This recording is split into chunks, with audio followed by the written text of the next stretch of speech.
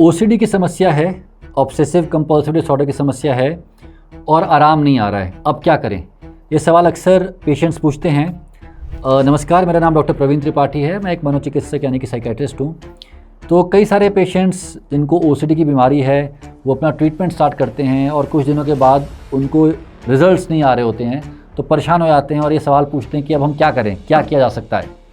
तो देखिए, कुछ बातों का ध्यान रखेंगे। सबसे पहली बात, ऐसा पाया गया है कि ओसीडी में दवाइयों का जो असर है उसको आने में कई बार 10 से 12 हफ्ते लग जाते हैं।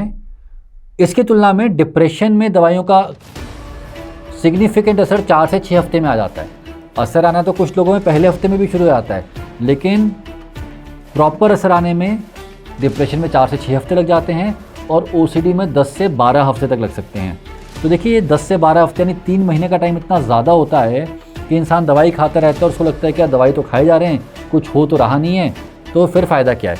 याद रखिए कि ये दवाइयाँ धीरे धीरे काम करती हैं।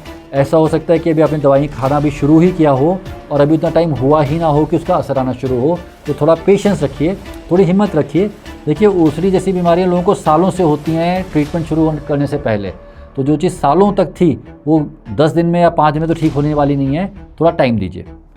दूसरी बात, ऐसा पाया गया कि ओसीडी में हायर डोसेजेस जो होती हैं वो बेटर काम करती हैं। हम आमतौर पे एसएसआरआईज़ यूज़ करते हैं, जैसे फ्लुओक्सेटिन हो गई, फ्लुवोक्सामिन हो गई, सर्टोलिन हो गई। ओसीडी में जो डोसेज चाहिए होती है वो अक्सर ज़्यादा होती है, हायर डोसेज होती है डिप्रेशन के कंपैरिजन में।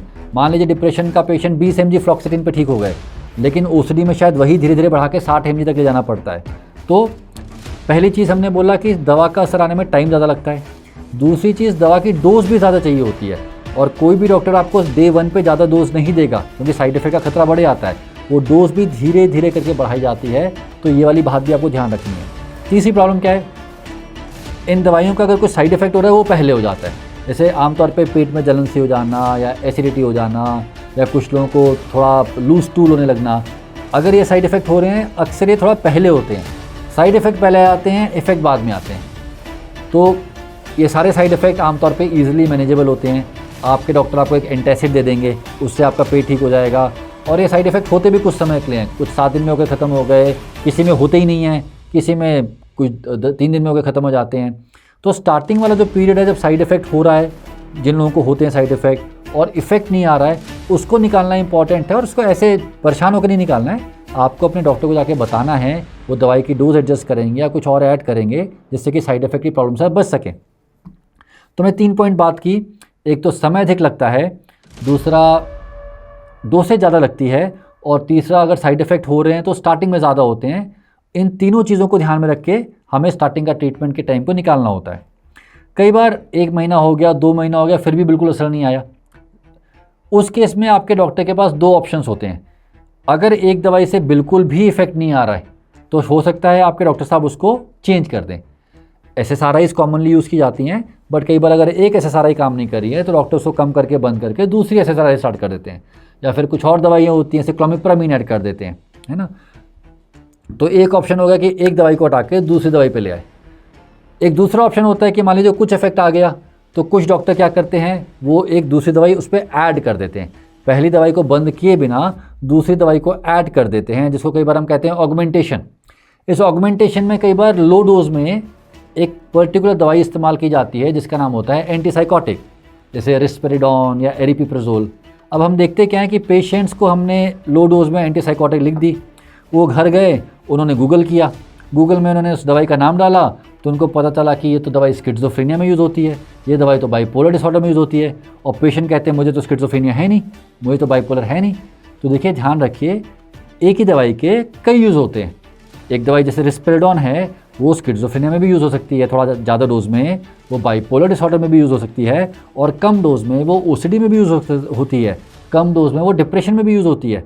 तो ये सवाल आप बिना हिचकिचाए जाके अपने साइकेट्रिस्ट से पूछिए कि डॉक्टर साहब आपने रिस्पेरिडोन क्यों ऐड किया है, तो वो आपको समझाएंगे कि भाई इसलिए ऐड किया है कि लो डोज में ये आपकी ओसीडी में भी काम करेगी। तो दवाई को गूगल करके घबराइए मत, सवाल पूछना आपका हक है, जानना कि मेरे को कौन सी दवाई दी जा रही है, क्यों दी जा रही है, ये भी आपका हक है, और मैक्सिमम साइकेट्रिस्ट जाके आप उनसे पूछेंगे तो आपको तमीज़ से प्यार से समझाएंगे। अगर नहीं समझा रहे हैं तो किसी और के पास जाइए। एज अ पेशेंट ये आपका हक बनता है, आप अपने डॉक्टर से पूछें कि आपको क्या दवाई दी जा रही है, क्यों दी जा रही है, कितनी डोज में दी जा रही है। ये सब आपका पूरा हक है। आप चाहें तो ऑनलाइन भी सर्च करिए, लेकिन ऑनलाइन में अगर कभी समझ नहीं आता है तो बेटर रहता है कि आप जाके अपने डॉक्टर से बात करें इस बारे में।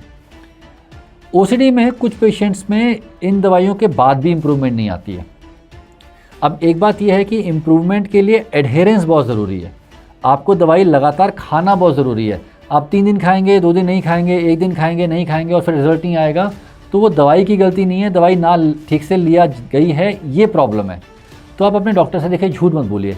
कई बार आप डर जाते हैं कि डॉक्टर को बोलूँगा तो नाराज़ होंगे या कुछ चिल्लाएंगे या कुछ ख़राब से बोल देंगे। आप डॉक्टर के पास जाके झूठ बोल के अपना ही नुकसान करा रहे हैं। डॉक्टर से सच बताइए।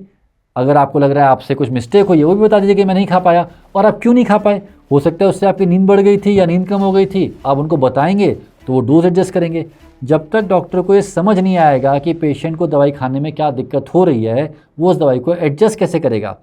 देखिए, हर इंसान का शरीर अलग है, हर इंसान पे दवाई का प्रभाव अलग तरीके से आता है। एडजस्टमेंट बहुत ज़रूरी होती है साइकेट्री में। एडजस्टमेंट के लिए डॉक्टर के जानना बहुत ज़रूरी है कि क्या प्रॉब्लम आ रही है, तो जाके बताना बहुत इंपॉर्टेंट है। दवाइयों के अलावा काउंसलिंग बहुत इंपॉर्टेंट है ओसीडी में, ERP जिसको हम कहते हैं। अब गलती आप लोग ये करते हैं कि आप कहते हैं यार ये तो मुझे खुद ही सब कुछ पता है, मुझे तो बीमारी के बारे में सब पता है, मैं अपनी काउंसलिंग खुद कराऊँ। ऐसा नहीं होता। एक क्लिनिकल साइकोलॉजिस्ट जिस प्रकार से आपकी प्रॉब्लम को समझ के, जिस प्रकार से सेशंस को स्ट्रक्चर करेंगे, वो आप खुद से नहीं कर पाएंगे। ये साइकोलॉजिस्ट जो हैं सालों लगाते हैं सीखने में कि थेरेपी कैसे की जाती है, डिफरेंट लोगों में क्या थेरेपी देनी है। आप 5 दिन गूगल करके या ChatGPT करके काफ़ी चीज़ें समझ तो सकते हैं, बट उस लेवल की प्रोफिशिएंसी नहीं ला सकते। तो वो थेरेपिस्ट जो काम करते हैं उनको अपना काम करने दीजिए। दवाइयों के साथ थेरेपी ऐड करना बहुत इंपॉर्टेंट है। कुछ लोग कहते हैं मुझे दवाई खानी नहीं है, आप सिर्फ थेरेपी पे जाइए। कुछ लोग कहते हैं कि मुझे थेरेपी नहीं करानी, आप सिर्फ दवाई खाइए। लेकिन बेस्ट तरीका है कि आप दवाइयों को और थेरेपी को कंबाइन कर दीजिए, बेटर रिजल्ट आते हैं। आजकल कुछ नई टेक्निक्स आ गई हैं जिसको हम न्यूरो मॉड्यूलेशन टेक्निक कहते हैं, बेसिकली ब्रेन का मॉड्यूलेशन। तो जैसे कुछ कंपैरेटिवली न्यूअर टेक्निक है TMS, transcranial magnetic stimulation. Deep TMS approved है ओसीडी के लिए। वो आपके दिमाग के डीपर टिश्यू को स्टिमुलेट करती है, जो कि बीमारी को ख़त्म करने में या सिम्टम्स को ख़त्म करने में हेल्प करता है। बट वो भी कोई चमत्कार नहीं है, उसको भी यूज़ किया जा सकता है, उसके भी अच्छे रिजल्ट आते हैं। लेकिन ये मत सोचिए कि नया है तो बेस्ट वही हो गया। आप पहले दवाइयों से शुरू करिए, थेरेपी से शुरू करिए। अगर उतना अच्छा रिजल्ट नहीं आ रहा है तो आप TMS भी यूज़ करिए। थोड़ा महंगा पड़ता है, हर सेंटर में होता नहीं है, लेकिन डेफिनेटली एक ट्रीटमेंट ऑप्शन है। और डेफिनेटली बहुत सारे गवर्नमेंट हॉस्पिटल्स में भी अवेलेबल है। अगर कॉस्ट का इशू है तो वो भी एक ऑप्शन है। कुछ लोगों में जिसमें रिजल्ट नहीं आ रहा, एक डीप TMS का ऑप्शन भी अवेलेबल है, उसके बारे में भी आप अपने साइकेट्रिस्ट से बात करिए। तो मोटी बात यह है कि देखिए, OCD एक ऐसी बीमारी जो बहुत परेशान करती है, आपकी जो क्वालिटी ऑफ लाइफ है उसको बड़ा ख़राब करती है, और ट्रीटमेंट लेने में भी एक हिचकिचाहट होती है।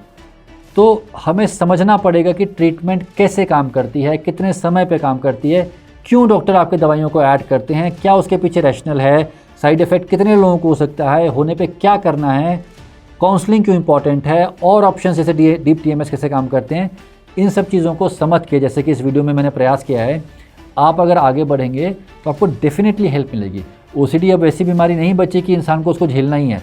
बहुत सारे लोगों में पूरे सिम्टम ख़त्म हो जाते हैं, बहुत सारे लोगों में काफ़ी हद तक सिम्टम ख़त्म हो जाते हैं, और कितने सारे लोगों में अगर सिर्फ 30, 35, 40% का भी इम्प्रूवमेंट आ जाए तो उनकी लाइफ काफ़ी हद तक नॉर्मल हो जाती है। तो प्लीज़, यदि आपको या आपके किसी परिवार वाले को इस प्रकार की कोई समस्या है, उसको बस सहते मत रहिए, परेशान मत होते रहिए। आप ट्रीटमेंट ले सकते हैं, आप ठीक हो सकते हैं। आप जिस भी शहर में रहते हैं उसके आसपास, उसमें जो भी अच्छे डॉक्टर हैं उनसे मिलिए और आप अपना ट्रीटमेंट स्टार्ट करिए।